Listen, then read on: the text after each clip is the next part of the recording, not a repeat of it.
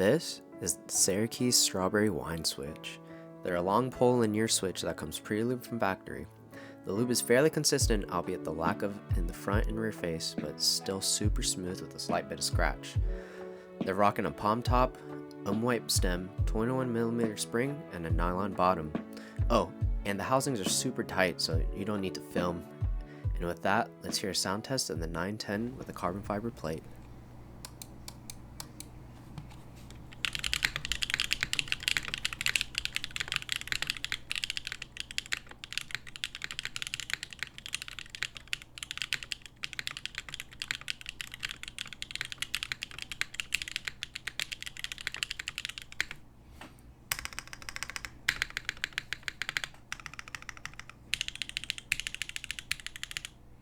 Overall, I'm super impressed with these switches, especially at a competitive price of 48 cents a switch compared to other long poles.